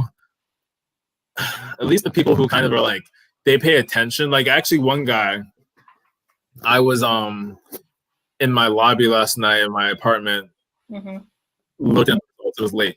That hour may have been 2, may have been 3 a.m. So really late. But like, a guy came in, he saw the news, he was like, man, like, you know, he basically was like, this is gonna be here tonight, like it's gonna be a while. I was like, yeah, no. And then he just started talking. He was like, you know, like both parties, like he's like, they're both so bad. And he was like, honestly, like I hate Trump, but like, I mean, me and him were kind of like filling each other's senses a little bit. I was like, yeah, the fact that people hate politicians so much that Trump could win once, and maybe, I mean, now not so much, but people weren't completely writing him off for a second time. It's just like there's so much distaste and rot, distrust in the system that people who even, I mean, he had the lowest popularity of any candidate, and like Hillary Clinton was the second lowest. So this is like just bad. So it was just so funny how we were talking last night, and this guy just came in, and we were just having a conversation about how, like, I mean, he said personally he'd rather have a businessman than a politician. Now, someone who has an outside perspective is definitely good, but trying to treat the whole government as a business is clearly like, yeah, questionable. But I kind of get the point that the politicians, they've been doing what they've been doing for decades. They have their machines, they do what they do, and like people aren't really a fan of it. It's kind of gross to some people. Some people just don't care. They just don't think anything's going to change either way. Both sides are the same. It's like you hear a lot of different arguments for why people are disengaged. And I mean, I think none of them are 100% true, but like there's truth to things. But people have beliefs. You know, that's my beliefs are your beliefs. But like there's a lot of truth in some of these different statements. And until you kind of have someone so revolutionary that they break through. I mean, I know there's mixed opinions on Sanders, but like at least people kind of saw something different, and they wanted to saw something that they thought they could believe in. Some people wasn't even the policies; it was just like the FU to the establishment, which a lot of people actually said that he wasn't strong enough on. But the point is that like until someone kind of breaks through, or is so radically different, it's just people are gonna say it's more of the same. I mean, which again, I don't think is really true per se, but like it's a work in progress. And I know that Humanity Forward and what Yang is doing, he is trying to get more engagement. Like that's one of his big things with like was increasing engagement. I'm actually really curious about what that looks like, because that sounds like something I personally am interested in. And is like, because I'm getting political nerds, politics is like, okay, good job. You know, getting like people who are not necessarily politically nerds, but those faithful voters, especially the older ones who always vote. Okay, I mean, sure, cool, but like what's really kind of revolutionary is when you start getting people who really did not care, hostile to politics, and all of a sudden they just like all of us. We saw this maybe before, but I think it's just fascinating how that sort of flip happens. I mean, you have a lot of independent news channels that are now all of a sudden becoming more popular, and that's like a big flip as well. It's independent media. So I guess like you have to. That's something I think about more, because it still makes it a little bit sad when I have friends who say that like they're super political. I mean, and I kind of get it in some ways, because I don't talk about politics like casually with my friends like that. Not really. I post a lot of things, and people might engage me on it, but like, or I'll tell people if I was doing something like, oh, I'm volunteering or I'm XYZ, but for them, or I'll wear some merch. But like, when it comes to what I do in my day to day, no, I'm not talking about politics with my friends. But like, I think that there are a lot of things that are being missed out on the ballots, candidates, like just things that could be really changing and revolutionary. And they're just like that don't care. That's actually what I remember from 2016. And it wasn't that the turnout was the lowest. It was that if you took the states and basically if you took the different states and who voted the most, like the majority of states by like huge amount, like 40 something states didn't vote, would have been the winning candidate in like 40 plus states in 2016. And it's like, holy crap. More people didn't vote than like actually voted. And I mean, fine, that election, people really didn't feel it, but like, it's still so interesting. I don't know, like, I feel like there's a lot of like good talent and smart minds that could be making a difference. And like, it's just so much of the disengagement is just there that we just will have more of the same, you know, like same people doing the same stuff. I'm not saying there's no one like running who's like revolutionary progressive, but I just feel like, you know, other countries have it done like really well. Automatic voter registration. That's actually a policy that I've remembered recently, like within the last week or so. That's a big one that really should be pushed. Like automatic voter registration, I think, and having like a more robust system that you can plug into and sort of find out who your candidates are. Even like polling, like, my goodness, we need to redo how we poll. There's so much stuff that could be done. And I feel like the democracy reform and electoral reform, political reform, that is like that would be a huge game changer. And like even the 16-year-old voting thing, like sure, it's not popular among a lot of people, but if you sort of make it so that more communities will, I guess, feel the effects.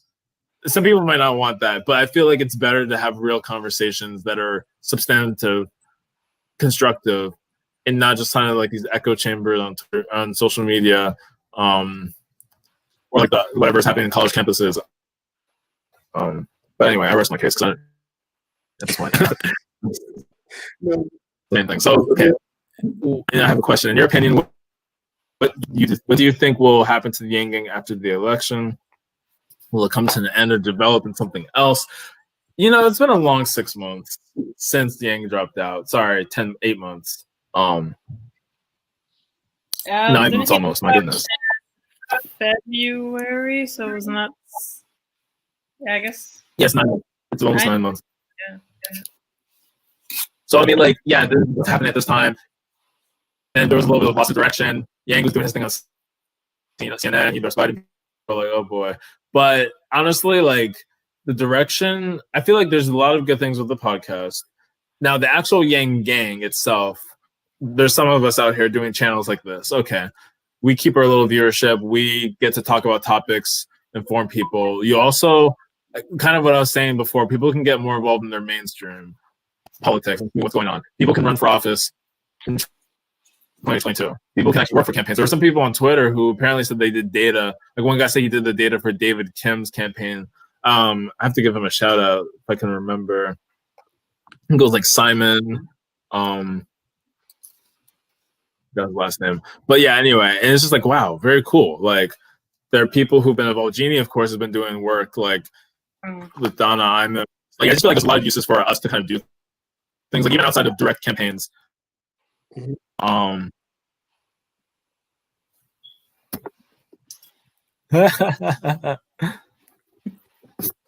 Is it just hold on 1 second?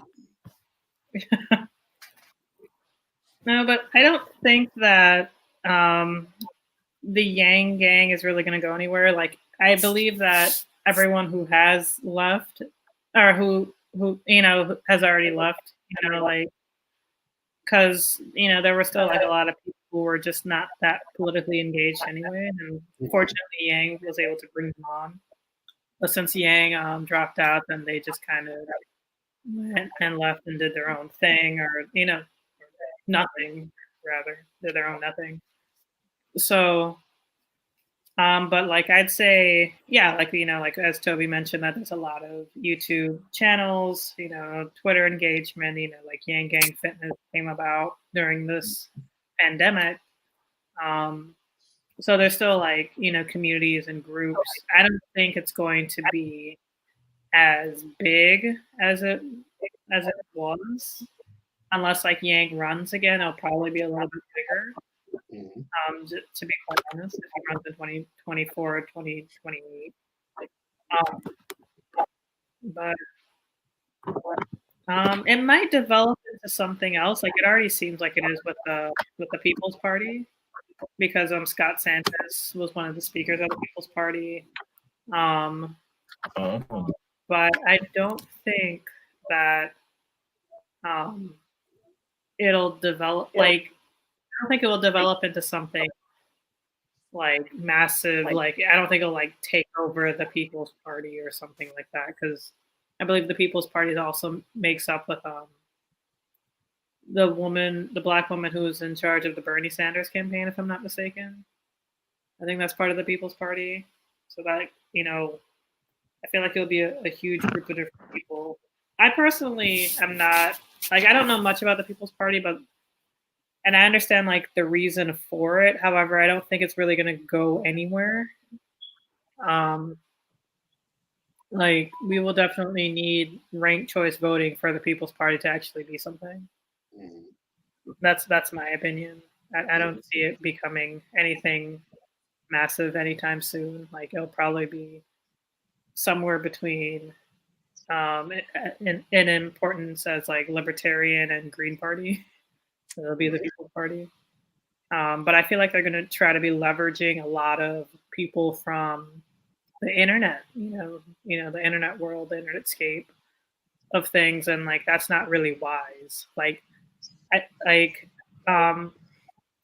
don't know much about it, but I feel like that like because of the internet and because of the ecosystem and the environment of the internet, people felt like that was going like, it's like, all right, we have a huge, massive movement, and like the internet can give you that impression that that's the case, that you're in a huge, massive movement. It's, sometimes it's true, but it's more of an illusion.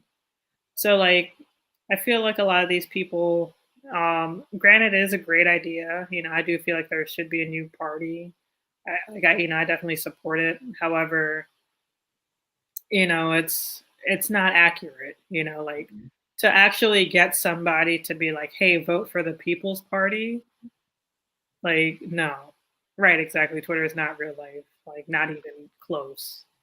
And it was like, learning about that. Like it just seems like it's just like something to set you up for disappointment, because like this happens over and over and over and over and over again. Where it's like, Bernie Sanders, Bernie seemed like, oh my goodness, everybody's going to vote for Bernie. And then nobody really voted for Bernie. Like a lot of people did, don't get me wrong, but people came out for Joe Biden more. Mm-hmm. And from what I could see, like, of course, like, Twitter, algorithm me and put me into whatever freaking box they put me in. I have no control over that. So like, I didn't really see much about like Joe Biden or like Kamala Harris, even though there was a K hive. There was a K hive out there. Yeah, there's a K. Oh my Lord. Right, and I didn't see any I didn't really see many posts about them, and like, and then people more so on the Yang Gang were just clowning Kamala Harris, and like. And it's like we just didn't know much, and we didn't really think to go and research and look into, or at least I'd say like most of us were just like, all right, that's just the person we're going to hate, so let's just not like her. So it was right. So like, yeah, like Twitter and social media can definitely give you like the idea that things are so much bigger than it actually is. Like I'm sure like in Reddit, Chapo Trap House, the subreddit. Oh, yeah. Which was destroyed at the same time as the Donald. yeah, like I only would peek over at Capo Trap House, but I pretty much lived in the Yang for President HQ subreddit. And people from like, oh, I was at the Bernie Sanders, I was at Chapo Trap House, and I came over here because they were being mean to me. Posts, but like from what I saw, it was always just kind of like, oh, Bernie or bust, Bernie or bust. If I don't vote Bernie, I'm going to vote third party. And in reality, you don't know these internet people. You don't know what they're going to do. They could say one thing and then vote for another. They'd be like, oh, I'm going to vote Trump, and then they end up just voting Biden. You don't know. You don't know these people. You don't know what their intentions are. So, yeah, I mean, to put it succinctly, Twitter is not real life. Internet's not real life, and anybody can even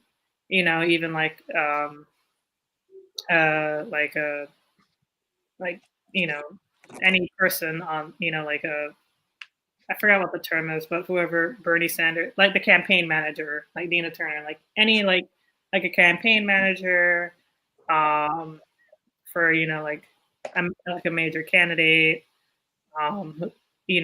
can easily be swept up into like that sort of like grandiose feeling of like, oh, I'm going to be creating something huge.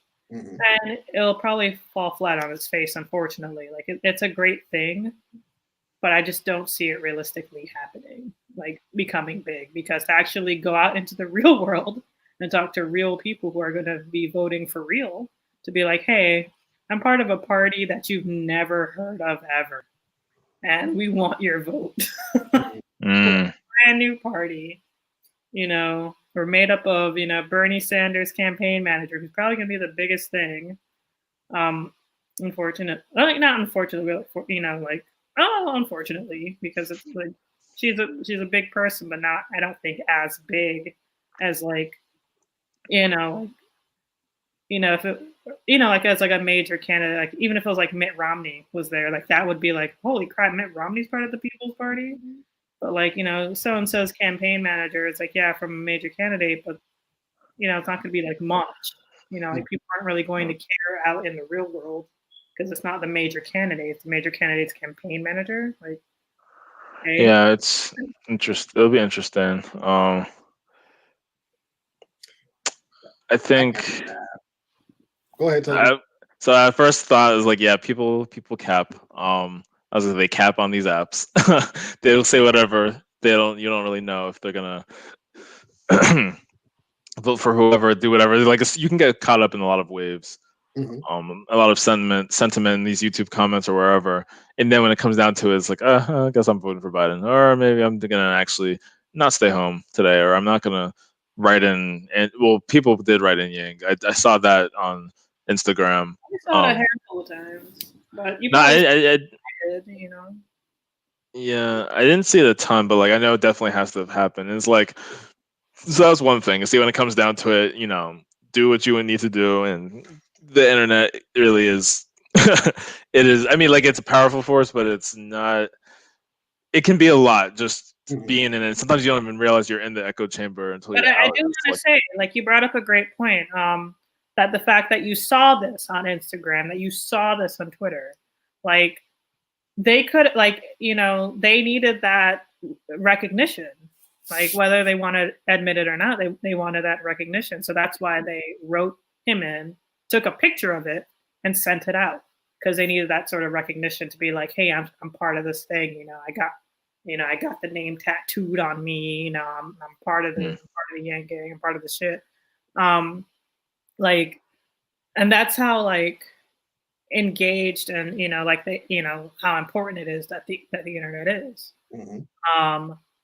Whereas they could have just written in the Yang's name and didn't tell anybody, like if that's something that they really truly felt, like if the internet didn't exist, like if this was like 2000, 2004, and the internet was like, a little baby, some people were still writing in candidates. However, like they would have no, they could only tell like their spouse or like their friends, like, oh yeah, I wrote in whomever, I wrote in Yang, but they needed to show that, to be, to show that like, hey, here, I kept my word, a lot of people couldn't keep their word, but here I am keeping my word. Not to like clown them or say things, but like it's like like psychologically, like it's true that like they need to do that to show like to just feel to like, continue to feel a part of something. Right. Yeah. Well, I guess I can keep. I'll finish my trend since Sorry. before. No, you're good. I'm glad to hear from what you're saying, but I know on that note too, yes, people wanted to be so part of this. I mean, we all kind of felt that like lost feeling for a little bit after the dropout. And sure. I was like, let me go look at my life back. Let me do the things I wasn't doing. But at the same time, it's like, what, what else are we doing? And then like, I mean, I don't know. Am I going to put myself out on the spot here? Be careful. Careful. What you I say mean, now stays on YouTube. It is. You're right. So actually, let me not. Nothing too crazy. Just with the primary, I was like, what do I really do? Like, there's Massachusetts. I figured Bernie was going to win. Warren's also from the state. I figured I didn't think she was going to win, but I thought she would get second place. Instead, Biden won with no resources in the state, no campaigning in the state. Mm-hmm. So Biden, and I think the interesting thing about Biden winning is just that a lot of where Biden won, Texas and these other states, were people who were basically undecided until the day before when everyone dropped out and Beta like endorsed in Texas and like the other states. I mean, okay, sure, Minnesota, Klobuchar endorsed. So these states where you even do have a bit of a progressive population, and I mean not Texas, but really like Minnesota, you have it. You have obviously Massachusetts, very progressive. You have Ed Markey here, a senator. Biden still won. So I was kind of like, it was a shock. But the point is that like I kind of didn't know at that point what to really do with the energy, and we got to work on the ballot. Should we just write in? Not even write in because he's on the ballot for the primary. So literally just filling in an oval. And then after that, it was like, okay, what do we do? Like right now, it's funny because I actually have more clarity than we did at that time. Like at that time, it was like, oh man, because I don't think there were even that many Yang candidates running. Like I think Heidi Briones ran sometime after Ying dropped out. She was one of the first ones. Yeah. Then you had some other people. Apparently, like David Kim was already running, maybe, but like I don't think he was Ying endorsed yet. And some other people. So like now it's kind of like, okay, we know that we were pushing for the Humanity Forward candidates. We know next cycle we're going to push for more. We know that there's like apparently there could be a Yang Yang convention. COVID freaking has to be over, but like there's I mean, I think even like Politicon would be an interesting thing to go to, where like if you go there, like Kyle Kalinske, I want to say what big people are there, people from Turning Point, I'm sure. Like you have a lot of big Candace Owens, I'm sure has been there. Like you see a lot of people debate at Politicon, and like that's such a political nerd conference. But honestly, like as I was like getting interested and stuff, I was like, that could be kind of fun. Go to Politicon 2020. And then obviously 2020 was 2020, so that didn't happen. So, but 2021, I mean, I don't know. Usually it happens in like September, I think. So I don't know what the pandemic's gonna be doing, but that might be interesting. Be like, who's going to Politicon? Like, there's a lot of outlets for these type of things, and kind of becoming more normalized in this space. Get into those spaces, get into like the activist spaces, the volunteer spaces, doing things that are a little outside the comfort zone. That's kind of what it really mandates, authentically, right? It's like you want to show up and you want to help, and we're going to be visible. Like I love those humanity days, those days of I forgot what they called it, but like those community service days that Yang did. One was Thanksgiving, and he was like, "Let me do another one during winter time, like Christmas." So those are really good too, where it's just like find an event, and that helps mobilize people too. Now, of course, it's not as a candidate, but you can still do it as sort of like humanity forward. I mean, that would be a cool idea too, right? Just be present. Yeah, I don't know. That might be all I have on that moment. So, Ron, you've been trying to say some things, so let you sneak. So, going to what Manny said, the Yang Gang is still going to be the Yang Gang, but it's more so going to evolve. And here's the reasoning why. With a lot of things that is happening on Twitter and everything else, there's an equally lot more going on behind the scenes, meaning that there's going to be a push where Humanity Forward is going to be like the central pillar of everything, and it's going to have a more robust appeal / leverage / whatever else you could think about, because based upon this election cycle, just based upon the election cycle, Humanity Forward has about 5 to 10 of its candidates winning their election this election cycle. About 5 to 10, which are truly Jermaine Johnson. He won his election today. He won his in South Carolina. Okay, so now we're going to see the Yang Gang.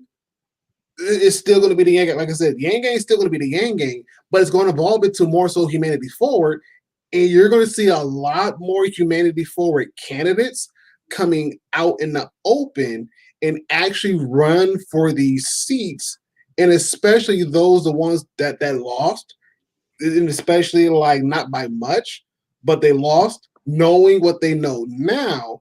Come 2-4 years down the line, we're going to see those same candidates running again, and this time they're going to have such a wider base and such a more so a pull with these communities, because now these communities know who they are. They see the face.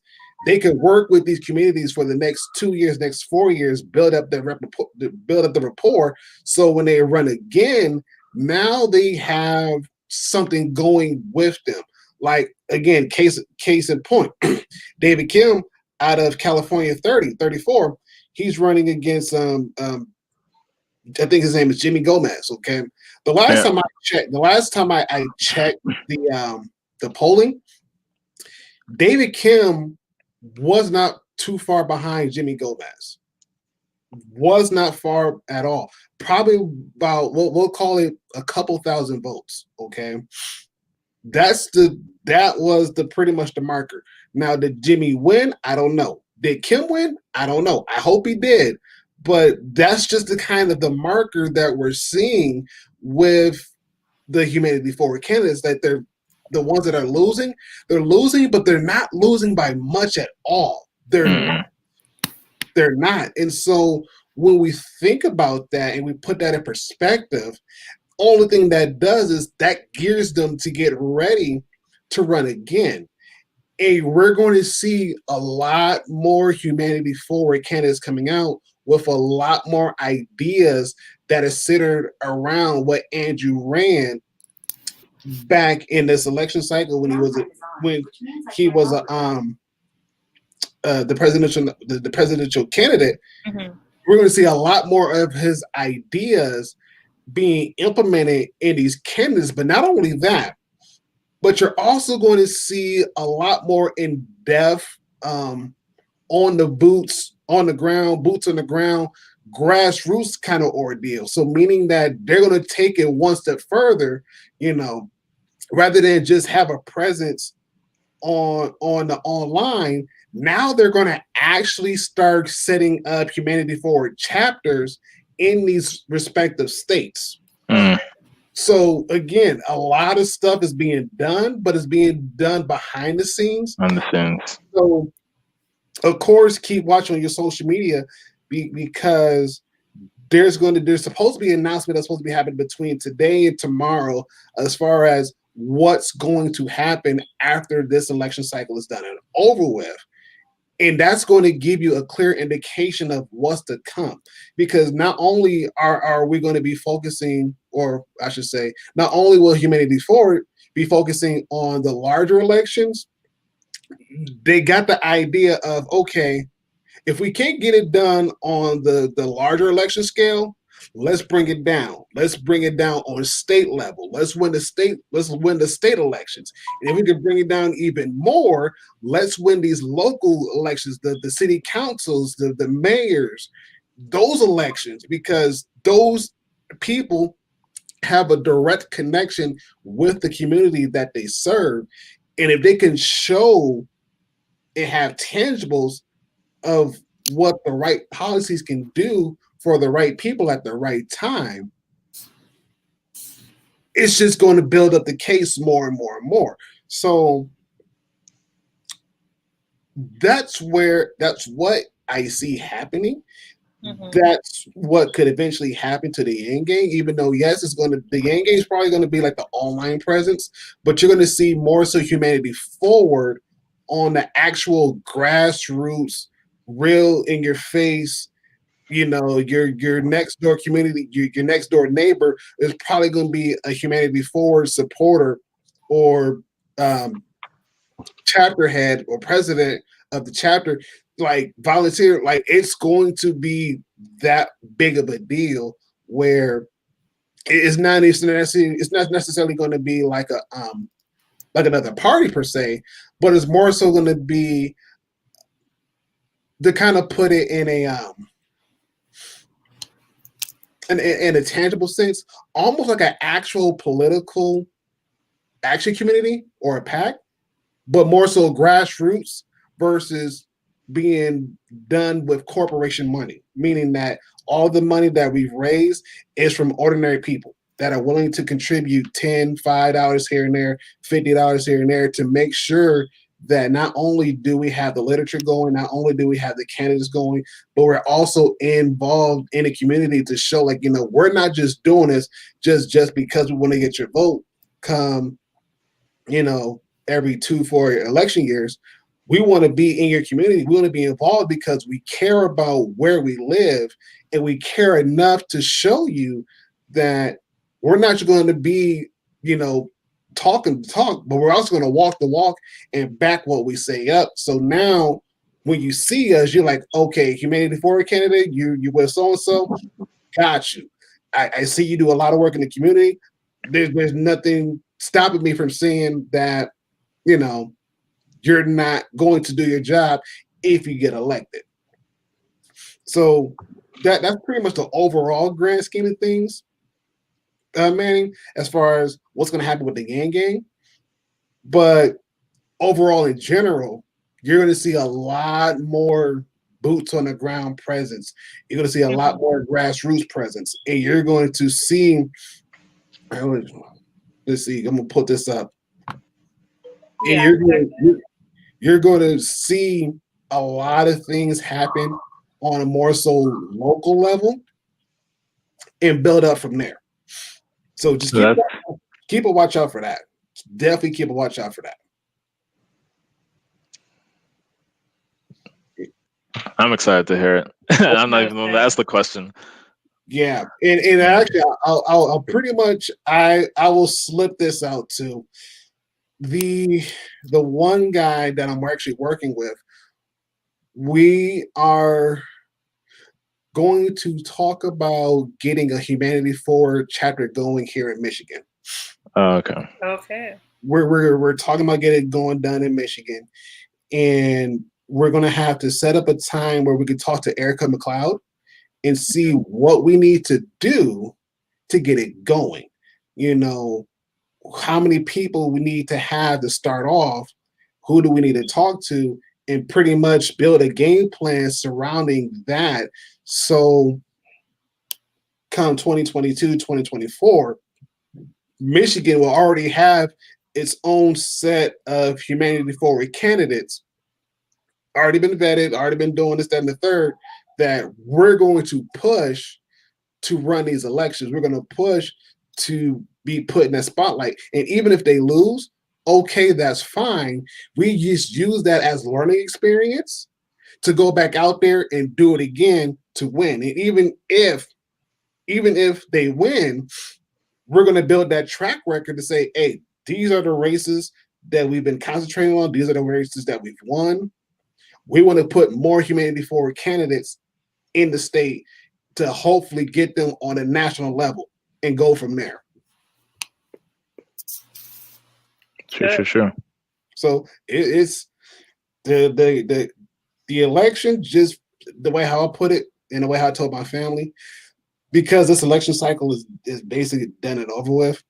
I'm finna get super busy all over again, but it's gonna be for a good cause because I understand that this election cycle has taught me that if you put people in the right place and you give them an opportunity to shine, let them do it. Mhm. And even in the midst of them, let's say they didn't win, okay. They have the tenacity that they could do it again. If they want to run again, they already have the skills. They already got everything set in place. All thing they got to do is just do it again. But this time, learn from the mistakes that they've had, capitalize on it, push forward to not only win, but win by the same margin that they lost by, and go from there. And that's going to create a lot of noise. That's going to create the leverage, which is necessarily needed to be able to say, like, listen, DNC, this is what we've been doing. We hear we see what you're doing, but it's crap. We're doing our own thing. Our own candidates are winning. Our own candidates are winning. Mhm. They're not using your money. They're using grassroots money to win, and we're winning big. We're winning huge. What are you going to do about that? What candidates do you have that could literally compete with what we got going on? DNC can't say nothing because a lot of their candidates, corporate bought. Majority of them corporate bought. Right. But you know, that's just going on. That's what's going on. Could go on. Who knows? But one thing though, you guys will be kept informed. So boom. That's exciting about the Humanity Forward office in Michigan. Mm-hmm. Because that's very genius. Yes. I guess it's essentially a nonprofit, so it'd probably just be a lot of people who are like calling and asking for donations, which makes sense. Mm-hmm. That's how it goes. Mm-hmm. But no, like I think that would be good, especially like in swing states like yours and mine, Ronald. Yes. Because Yang had the appeal to the Trump voters, and he was able to speak to them. So to be affiliated with Yang, I think that's very, very important. Yes. The fact that Adam Christensen just narrowly won his primary in I can't remember what district it was. It was like in Gainesville. It was like 18 maybe here in Florida. Yeah, 18. Yeah, exactly. So like he just narrowly won his primary, but he didn't win the general against the Republican. But like even just that, and he was able to also like rally and get a lot of young people. He was able to like spark that, and that's another thing that Yang does. That's another thing that Yang did was like get a lot of young people interested in him, which is really good. So like to be affiliated with that, to be able to like appeal to the young voters, which is like the big mysterious thing that like Democrats want to do. It's like, oh, we have AOC, but like what next? So like to utilize Yang, like that's like such an ingenious thing to do. But, like I think it'd be very, very crucial and critical to get Humanity Forward like offices and things like that in key swing states. Oh yeah. Yeah. Yes. I mean, and I look at it like this too. I look at Arizona. There's a Humanity Forward chapter in Arizona, and to see Arizona flip blue yesterday, that blew my mind. And I know, and I know that the people there, the Humanity Forward candidates there, they're like, wow, like I may have won my race, I may have lost my race, but we've basically helped flip that state blue, and it just goes to show that it can happen. You know, you just got to get the right people in at the right place at the right time to make it happen, and give them the resources that they need to make it happen, and it'll go a long way.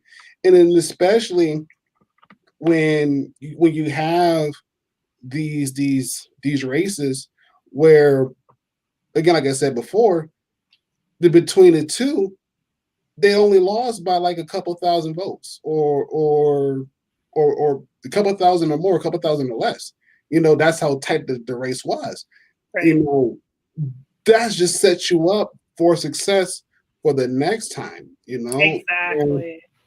And that's the one thing that I'm looking forward to doing is, like, even if I don't run, let's just say, even if I don't run, but being able to help people to run and win those races, hey, I'm all for it. That right there will make me happy. Will put a smile on my face, like, you know, bam, let's do it. I would love to get Florida to turn blue, because it almost did in 2018. I am not to, like, I don't quite 100% believe like the results in 2020. Some fuck shit definitely happened. Like, I don't want to sound like all conspiracy theorists, but like, I don't know, from what they've been saying, like, oh, Florida's mail-in ballots are totally fine. It's like, that's what Trump said. I was like, now I'm skeptical. So like, and also we have like a crazy Republican governor who doesn't believe in science. Right. But claims he does, but he doesn't. So like, you know, I'd love to like at least help flip Florida blue. Like, I wouldn't want to run for anything, but you know, to help flip it blue, because like, I know it wants to. Yeah. It's just, it's a really weird state. It's a little shy. Yeah, it's a little shy. It's like, you want to progress. Like, there's like a huge, like, the fact that we almost elected a very progressive governor, very progressive Black governor, definitely says a lot. That like, hey, Florida really wanted a massive change, and then it's crazy, because it's like it definitely wants something, and like the demographics of Florida is constantly changing because people up north keep wanting to move down to Florida, South Florida mainly, like specifically. So the demographics is constantly changing. So, but yeah, you know, it's just patience. I don't know if I'll be in this state when it actually does flip blue, but I think it will eventually. There you go. Yeah. I mean, I look at it like this. You know, in 2018, almost. 2020, yeah, almost. Like, you can see the numbers. Like, yeah, it had the chance to go blue. It did. Again, you look at Texas, you look at the numbers, stupid close. Texas had a chance to go blue. You know, and then again, like I said, you got Arizona. Arizona went blue. If Arizona could go blue, what's not to say all those other states that had the chance to go blue could go blue. Right. You know, and it may happen. It may happen. Like, so North Carolina has a blue governor, you know. Yeah, popular governor, Yeah. And even then, the North Carolina race, the Georgia race, they haven't even called that one yet. Still, the numbers Georgia is going blue with 2020 something. Like, that state is, that's insane. Like, the southern states, like the fact that even Mississippi, they voted for medical marijuana. Yes. And also they voted to change their flag. Yes. Oh yeah, back in the Yeah, so so it's no longer going to have the Confederate flag on there. It's going to have a brand new flag. The fact that they it's like they want change. It's just like, you really just have to fight for it. You have to get it on the ballot. You have to put in the work if you really want change. Because people, it's like, because, you know, it's not just you wanting change. You know, like a lot of people also do. Like the fact that like there was a lot of people in Mississippi who were just like, yeah, no, I don't like our flag either. It shouldn't have that. And like everybody in the United States was just like, Mississippi's racist as hell, and like, cause like you know they want that flag, but they actually changed it. It's insane. I mean, of course, Mississippi is mad suspect because I think they had like segregated proms up until 2013. Oh wow. And they're doing all this crazy. I don't know. Mississippi's weird. Yeah. Nebraska, like there was something about Nebraska and like a third of people voted to like not end slavery and like in terms of, like incarceration in Nebraska. That's another thing. Oh, wow. But they ended it. Most people voted to end slavery. In That's Nebraska. good. And, God dang. 2020 is something else. I know. It's like, I'm happy that was on the ballot, but why did it need to be in 2020? Jesus. That part, yes. Yeah, it's like I'm happy that they brought that, you know, to light. It's like, yeah, we got to get rid of this, please. Can you please vote to get rid of this? Right. And they did. Most people, not everybody, but most people. Wow. Never mind. Yes, that's gonna be for a later episode. Yeah, Lord have mercy. Wow. Okay. I look into like what the hell's going on in like these massive red states. Like, it's sad because like they're called flyover states. Like, nobody loves them, but they should be loved. And it's like, but like, what the hell is going on? You know, You pull a stunt like this, like let's end slavery. Like, why? Why now? How come that wasn't done? Like, I don't know. Forever ago. Right. Like 1965. You know, that's a good year. Yeah. Anyway, my head hurts. Yeah, I don't even. It's been a long few everything. Yeah. But, days. oh, we're gonna wrap this thing up slowly but surely. We're gonna wrap this thing up. But even again, you know, if you like this video, of course, like, subscribe, all that the good stuff. But seriously, you've heard us say it a bunch of times, and we're gonna continue to keep saying it until it gets ingrained. Like, okay, they keep saying get involved. I don't want to get involved, but they keep saying get involved. I might as well go ahead and get involved so I don't hear about it. But seriously, you get involved. You have no idea the amount of people that you will meet on a day-to-day basis that actually want change, that actually want somebody to be there to talk to and say like, hey, this is what, you know, I want to do and everything else. But at the same time, to help push that progression to go forward. Right. You know, this is, and again, this election cycle was the first time I've actually been involved in anything politically.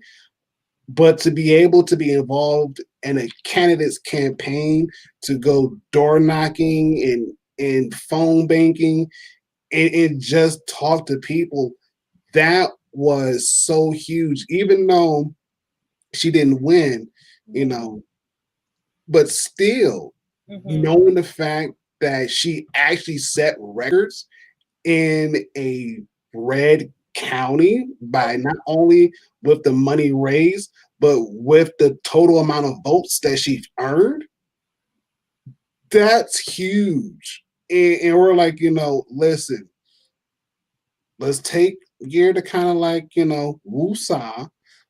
But in 2022 or 2024, you got to run again, because the guy who beat her, again, he's not from the area.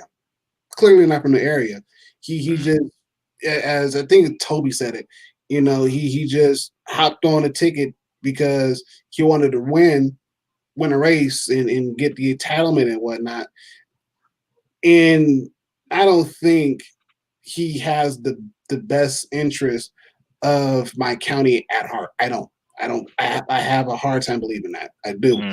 Right. But it just lets me know that whenever she decides to run again, yeah, I think we will have a really good case to make to not only have the Democrats come out, not only the independents come out, but also grab those Republicans that are tired of the same old, and actually want something better and get them to come over and make sure she gets in. And we'll see how that goes. Well, yeah, like I said, do you guys have any final thoughts before we leave? No. I'm pretty out of. I've given my piece. It's all good. This is really good discussion, and obviously in the coming weeks and months, we'll keep talking and spreading ideas and coming up with strategies and things. Yes, and for those that are watching, I know Alyssa, she made her comments. Roberto made his comments. Ender, President Manny, you guys have always, showed up, answered, and contribute whenever you can. We appreciate it. We do. Yeah. We thank you. And again, let's keep this conversation going. Let's do what we need to do to get more people involved and be like, listen, if you're tired, you can do something about it.